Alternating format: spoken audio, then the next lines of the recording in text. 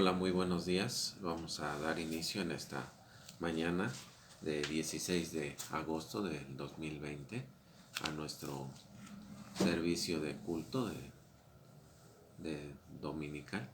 Y pues hermanos, como siempre les he hecho la recomendación, vamos a mandar el link por, por WhatsApp para que puedan ver este sermón. Y la recomendación de siempre que sigan el orden de culto, que canten los signos que ahí se están poniendo, hagan la lectura bíblica, hagan su oración de intercesión y que podamos estar unidos en este tiempo, en este servicio dominical. Vamos a continuar con nuestra serie de sermones de la carta a los Efesios, de la epístola a los Efesios, en su capítulo número 5. Hoy vamos a estar viendo desde el versículo 14 hasta el 20. Y pues les pido, hermanos, que leamos la palabra de Dios y estemos meditando en ella. Vamos a continuar. Hoy, amigo creyente, querido hermano, nuestro estudio va a ser de la carta, como les decía, que se trata sobre el compromiso de la iglesia. Vamos a leer los versículos que nos corresponden en este día. Es del versículo 14 al 20, donde dice: por lo cual dice, despiértate tú que duermes, y levántate de los muertos, y te alumbrará Cristo. Mirad pues con diligencia cómo andéis, no como necios, sino como sabios, aprovechando bien el tiempo, porque los días son malos.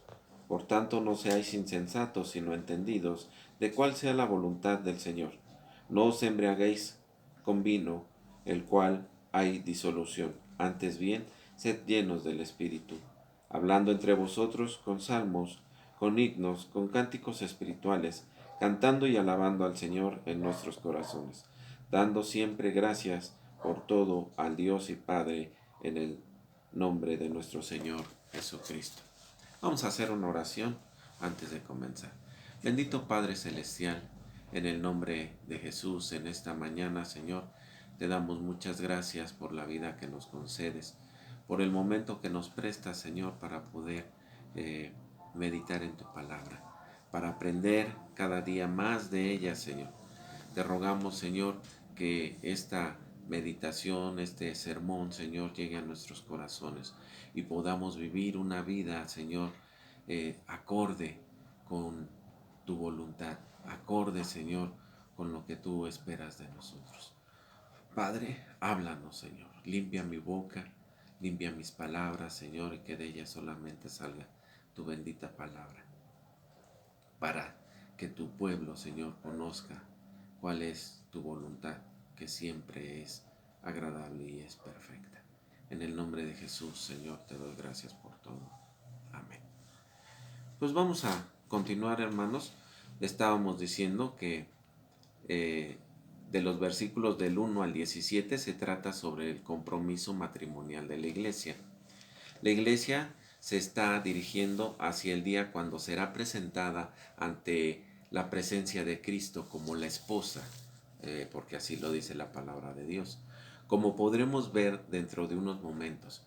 Pero eso es algo que debe de condicionar nuestra vida, nuestra forma de vivir aquí en la tierra. Y si no es así, entonces hay algo que está completamente mal en nuestra relación con Cristo y el Hijo de Dios, que está esperando el día cuando estará, que estará con Cristo. Aquella persona tiene que ser influenciada en esta conducta aquí en la tierra. Recordemos lo que dice en la primera carta de Juan, en el capítulo 1, versículo 7, donde habla de vivir en luz, así como Dios está en la luz. En cierta ocasión, alguien preguntó, ¿qué significa vivir en luz, en la luz de Dios? Pues aquí tenemos una descripción de ello desde la palabra de Dios. Es vivir en bondad o en amabilidad, en justicia o en rectitud moral y sinceridad. Es decir, en sinceridad auténtica. Y esto quiere decir que debes de ser esto los 7 días de la semana, las 24 horas del día. En el versículo 11 al 13, el apóstol instruyó en cuanto a no tener nada que ver con las obras infructuosas de la oscuridad. Un hijo de Dios simplemente no puede participar de las obras inútiles de los que pertenecen al reino de la oscuridad. De la misma manera que la luz y la oscuridad no pueden mezclarse en el mundo físico, porque da vergüenza aún mencionar lo que los desobedientes hacen en secreto.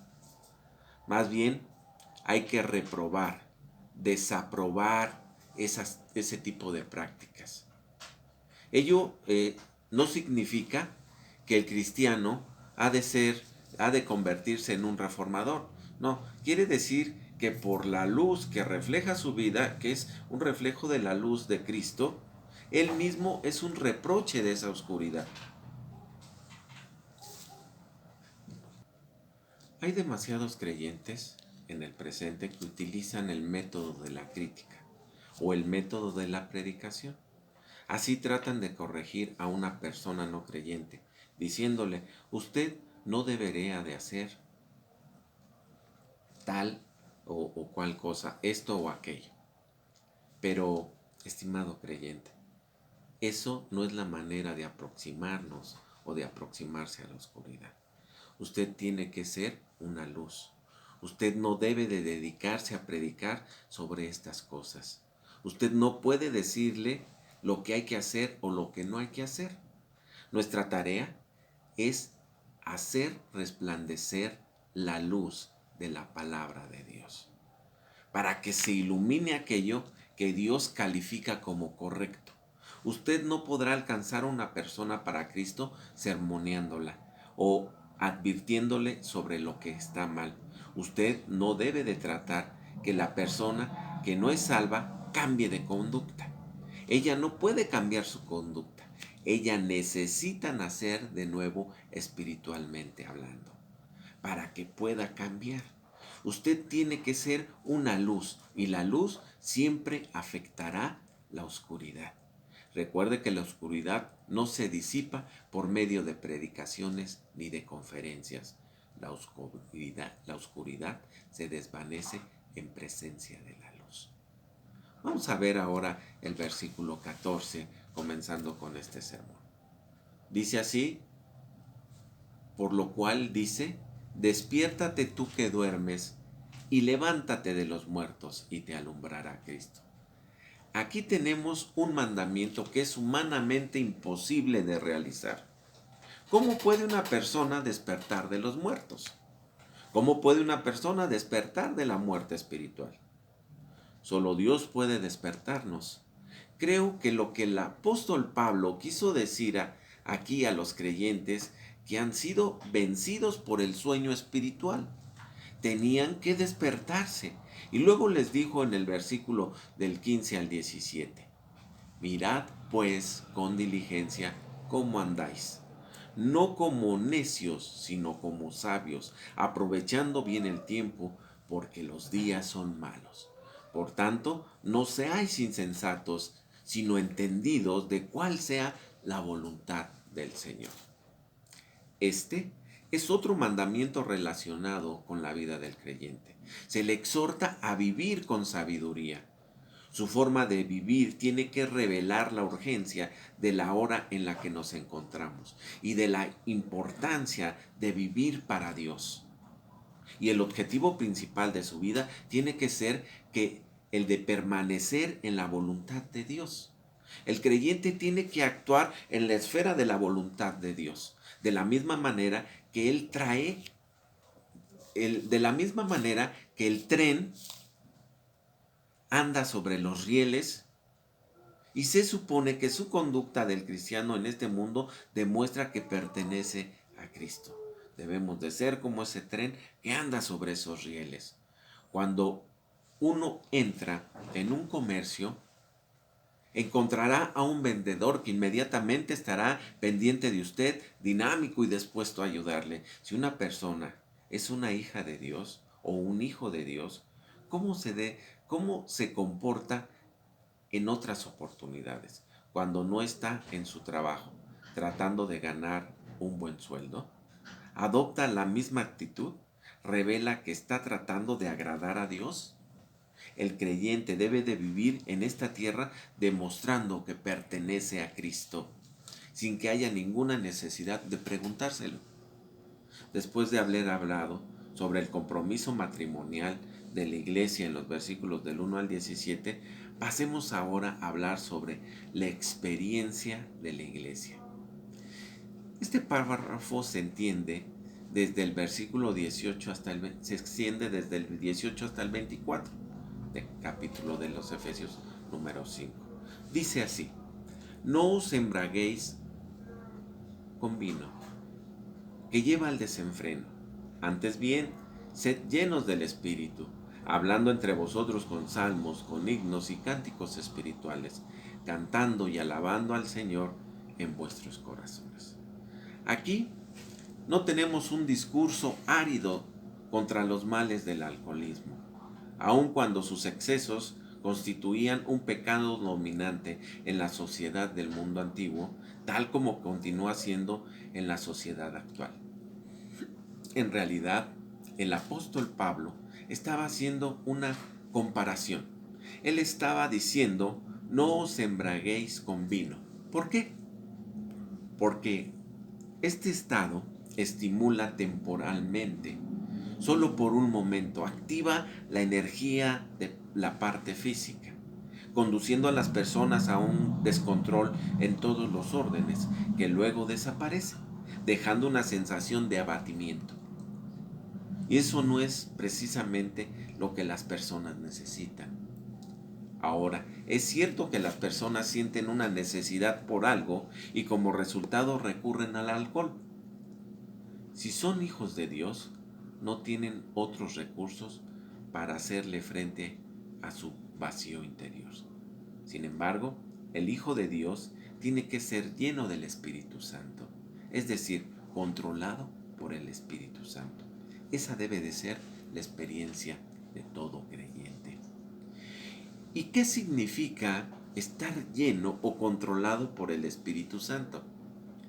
Podemos encontrar una analogía en la persona que está bebiendo, y ese era el motivo por el cual usó esa ilustración el apóstol Pablo. La persona que está bebiendo en exceso está poseída por la bebida. Uno puede darse cuenta cuando está ebria. En contraste, es el Espíritu Santo quien debería poseer al creyente. Es una intoxicación divina la que tiene que satisfacer sus necesidades. No estamos hablando de un emocionalismo excesivo, sino de aquello que proporciona la dinámica, la fuerza para vivir y para lograr algo para Dios. Entonces recalcamos que cuando estamos llenos del Espíritu Santo, quiere decir que estamos siendo controlados por Él mismo. La vida del cristiano y su experiencia de estar siendo controlado por el Espíritu Santo está estrechamente relacionada. Pablo dijo que el creyente debería de vivir cuidadosa y prudentemente, siendo lleno del Espíritu. Estos son dos mandamientos dados al cristiano. Esta llenura constituye una renovación constante de la vida del creyente para recibir fortaleza y acción, la cual está indicando aquí por el tiempo presente del verbo, que podría leerse: estad constantemente llenos del Espíritu Santo. Un cristiano controlado por el Espíritu no solo vive sabiamente, sino que su carácter cristiano se caracteriza por la presencia del fruto del Espíritu, como lo podemos ver en Gálatas capítulo 5, versículo 22 y 23.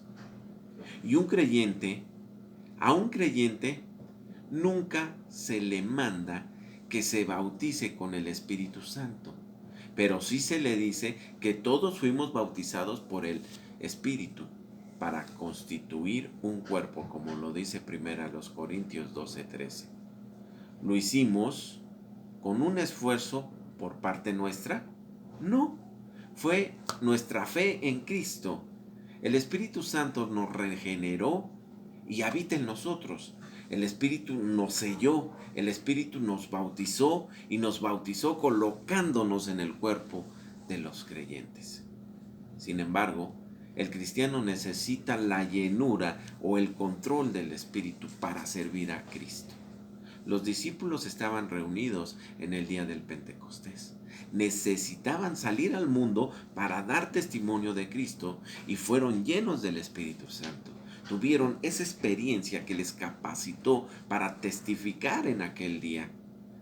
Ahora, el ser llenos del Espíritu Santo es a lo mejor tan sencillo probablemente como el automovilista que en una estación de servicio pide que le llenen el tanque de combustible. Usted mismo, como creyente, al comenzar por la mañana del día, le pide al Señor: Señor, quiero vivir hoy controlado por el Espíritu. Y no puedo hacerlo por mí mismo. Necesito tu poder. Necesito tu ayuda. Como creyentes necesitamos comenzar a vivir un nuevo día pidiendo esa plenitud del Espíritu Santo. Es algo que todos los cristianos necesitamos desesperadamente. Usted puede hablar, usted puede haber sido lleno con el Espíritu Santo ayer o la semana pasada, pero eso no será suficiente para hoy. Así como nuestro coche necesita ir una y otra vez a la estación de servicio para reponer el combustible, es cuando usted es lleno del Espíritu Santo, hará algo para Dios y estará viviendo controlado por el Espíritu. Pero eso no significa que usted tendrá suficiente energía para el día de mañana. Necesita ser llenado al día siguiente. Nuestra vida es como ese viejo tanque de combustible que necesita ser llenado nuevamente. Ese es el motivo por el cual algunas personas pueden ser poderosas y eficazmente usadas por Dios un día y sentirse vacías al día siguiente. Yo he tenido esa sensación y posiblemente usted también. Necesitamos una llenura del Espíritu Santo, la cual nos capacita para vivir controlados por Él. A veces podemos tropezar y caer, como un niño que está comenzando a andar, pero se levanta y lo intenta otra vez, hasta que un día camina normalmente. Dios quiere que usted y yo aprendamos a caminar bajo la guía y energía del Espíritu. ¿Quiere usted estar controlado por Él? Ahora, ¿cuál es una de las evidencias de estar llenos del Espíritu? Dice aquí: hablando entre vosotros con salmos, con himnos y canciones espirituales, cantando y alabando al Señor en vuestro corazón. Creemos que esta referencia a los salmos se refiere al libro mismo de los salmos, ya que probablemente todos ellos habían sido adaptados a la música. Los himnos fueron compuestos por personas para honrar y darle gloria a Dios en un nivel muy elevado. Las canciones espirituales eran menos formales que los salmos o himnos. Probablemente algunas de ellas eran compuestas a medida que la persona estaba cantando. Esta reacción era la manifestación de la llenura o plenitud del Espíritu Santo, porque Él trae alegría a la vida del cristiano. El Hijo de Dios no necesita estímulos externos como el alcohol u otro recurso para disfrutar de la vida o expresar su alegría, que es la alegría que proporciona el Señor. El apóstol Juan dijo que una de las razones por las que escribió la carta apostólica fue que la alegría de sus lectores fuese completa. Esta plenitud de alegría se siente por medio de nuestra relación de comunión y compañerismo con el Padre y con Jesucristo, como lo vemos en la primera carta de Juan, en el capítulo 1, versículos 3 y 4. Lo que hemos visto y oído, os anunciamos, para que también vosotros tengáis comunión con nosotros. Y nuestra comunión verdaderamente es con el Padre y con su Hijo Jesucristo. Estas cosas os escribo para que vuestro gozo sea cumplido.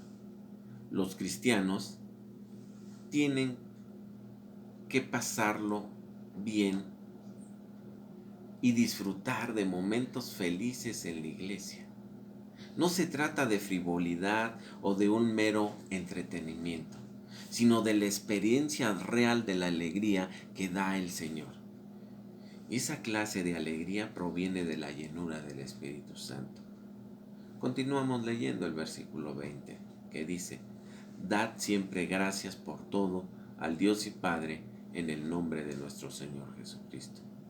Otra evidencia de estar llenos del Espíritu Santo es dar gracias a Dios. Es decir, una actitud de agradecimiento. En el libro de los Salmos ya hemos observado muchas acciones de gracia y alabanzas a Dios y un elevado nivel espiritual. No tenemos mucho de ese elevado nivel entre los creyentes hoy. Expresiones de gratitud como alabado sea el Señor y gracias Dios por tu don inefable y otros similares deberían de brotar con naturalidad de nuestros corazones y como un lenguaje rutinario o una expresión trivial. La plenitud del Espíritu Santo produce una vida de agradecimiento, de manera que podemos dar sinceramente gracias a Dios por todas las cosas. Permítanme relatar aquí una historia de la vida real. Se trata del fallecido doctor Howard Kelly, un gran cirujano y quien fue también un gran especialista en obstetricia. Él escribió mucho sobre esta especialidad de la medicina y sus obras fueron clásicas, obras de consulta entre los médicos por mucho tiempo. Era un gran hombre y un gran creyente y hombre de Dios también. En cierta ocasión, él estaba caminando por una zona rural de la ciudad de Baltimore, en Estados Unidos, y sintió sed y se acercó a una granja. Llamó a la puerta y una niña le abrió. Entonces él le dijo: ¿me puedes dar un poco de agua? Ella le respondió que sus padres habían ido a la ciudad y que no había agua en la casa, pero que tenía leche fría. Así que le dijo: ¿le gustaría un vaso de leche? Y este hombre aceptó agradecido el ofrecimiento. Entonces la niña se lo trajo y él la bebió con avidez, encontrándola pues muy deliciosa. La niña entonces le dijo: ¿no querría beber otro vaso? El hombre volvió a aceptar y después de beberlo y agradecerle, continuó su viaje pensando en lo amable que había sido aquella pequeña. Pocos días después la niña se enfermó y con un fuerte dolor en el costado fue llevada al hospital de la ciudad. ¿Y saben quién fue el médico que la atendió? Pues era el mismo doctor Kelly, quien la reconoció como la niña que le había ofrecido la leche. Él la operó y se ocupó de su tratamiento. Cuando fue dada de alta, sus padres vinieron a buscarla y una vez en casa esperaron ansiosamente la llegada de la factura, porque no tenían los medios para pagar la operación y los gastos del hospital. Cuando llegó un sobre del hospital, lo abrieron con manos temblorosas. Allí estaba la factura y bajo la cifra del total de los gastos figuraban estas palabras: la cuenta fue totalmente pagada con 2 vasos de leche. Y junto a esta frase estaba la firma del doctor Kelly. Esto sí que fue un amor en acción. Y el amor que aquel médico expresó era el fruto del Espíritu, porque el doctor Kelly era un fiel cristiano. Y así es como se debe de expresar el amor, querido hermano. No es necesario ir por todas partes diciendo que uno ama a las personas. Simplemente el amor hay que demostrarlo con hechos. Al estar un cristiano lleno del Espíritu, hay amor, hay alegría y hay un espíritu de agradecimiento en su vida. Esto es simplemente un cristianismo práctico, un amor en acción. Quizás usted tendría que hacer lo del automovilista, que llega a la estación de servicio a llenar su tanque de combustible. Quizás usted está vacío. Usted y yo, estimado hermano, querido oyente, no tenemos nada dentro de nosotros mismos. Necesitamos acudir a Dios y decirle que estamos vacíos y que necesitamos ser llenos del Espíritu Santo para poder vivir para Él. Necesitamos reconocer que para nosotros es imposible vivir como a Él le agrada, pero que Él puede hacerlo a través de nosotros. Al finalizar, recapitularemos lo dicho en el sentido de ser llenos del Espíritu Santo. Es el único mandamiento dado a los creyentes en relación con el Espíritu Santo. Los otros 4 misterios del Espíritu Santo son realizados cuando recibimos a Cristo. Cada creyente es regenerado por el Espíritu Santo, como dice Juan 1:12. Mas todos los que le recibieron, a quienes creen en su nombre, les dio potestad de ser hechos hijos de Dios. Segundo, en el creyente también habita el Espíritu Santo. Dice Romanos 8:9, si alguno no tiene al Espíritu de Cristo, no es de él. Tercero, el creyente es sellado por el Espíritu Santo, como dice Efesios 1:13. Y habiendo creído en él, fuiste sellado por el Espíritu Santo de la promesa. También, por último, el creyente es bautizado por el Espíritu Santo, como dice en la primera carta a los Corintios, capítulo 12, versículo 13. Porque por un solo Espíritu fuimos todos bautizados en un cuerpo. Estos 4 ministerios del Espíritu Santo tienen lugar cuando una persona deposita su fe en Cristo. Son realizados a favor nuestro. Lo único que nos queda a nosotros es obedecer su mandamiento, de ser constantemente llenados, controlados por el Espíritu Santo, como lo leímos en el capítulo 5, versículo 18. Pero recuerde, estimado oyente, estimado hermano, que si usted da el paso de fe de aceptar al Señor Jesucristo como Salvador, Él, el Espíritu, produce en usted un nuevo nacimiento, una nueva vida espiritual. Y a partir de ese momento comenzará en usted una acción transformadora, capacitándole para vivir a la luz de Dios, realizando las obras que a Dios le agradan. Esto es lo que necesitamos, queridos hermanos, ser llenos cada día. Pídele al Señor que Él te dé esa llenura. Por ti mismo nunca la vas a tener o a obtener. Tienes que ir día con día a pedirle que te llene y que el Espíritu Santo te controle. Que el Señor te bendiga y recuerda, querido hermano, que fuera de Él y sin Él nada podemos hacer. Que el Señor te bendiga.